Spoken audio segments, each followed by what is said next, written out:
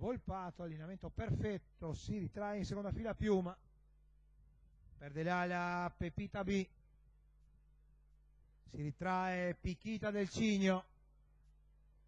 lo scatto di Pretty Dancer che scavalca facile Peligroso Dante, poi si ripropone Pichita del Cigno che ha tenuto di fuori Pari Lifeline che stava passando, si ritrae invece Prisca de Gleris, la prima curva con Pichita in vantaggio, Pari Lifeline di fuori, all'interno Pretty Dancer, poi in lunga fila indiana ancora intanto 14,6 di frazione, Prisca de Gleris, Peligroso Tand, poi ancora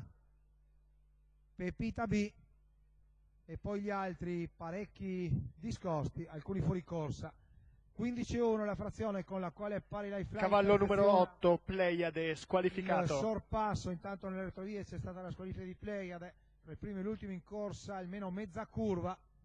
in vantaggio Pari Lifeline davanti a Pichita del Cigno, questo dopo 600 di gara, paletto in 16, secco per la curva, si torna davanti al tribune, Prisca de Gleris quarta in corda, preceduta anche da Pretty Dancer, poi Peligroso Tand, mentre dal fondo prova la risalita il numero 9 di Patty Jack che si trascina il 10 di Plutonico e poi prende la via del largo anche PS I Love You. 16,4 di frazione per tornare a iniziare l'ultimo giro.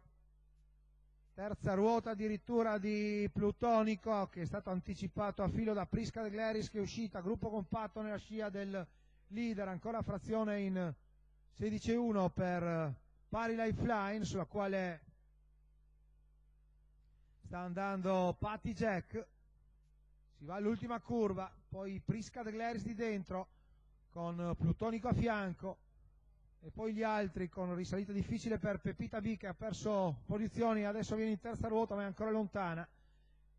16 scarso la dritta di là, l'ultima curva completata adesso, ha respinto l'attacco di quello di fuori, 15,8 intanto la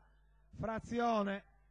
cala Patty Jack, sono tutti stanchi, viene forte nel tratto ultimo Plutonico, va all'attacco di Pari Lifeline, Plutonico, Pari Lifeline e poi Prisca de Gleris all'interno, davanti probabilmente a Peligroso Tand, 1:18,7 il tempo di chi vince, Plutonico con Paolo Scamardella per i colori della Hot Cock Stable, il training di Antonio Roma.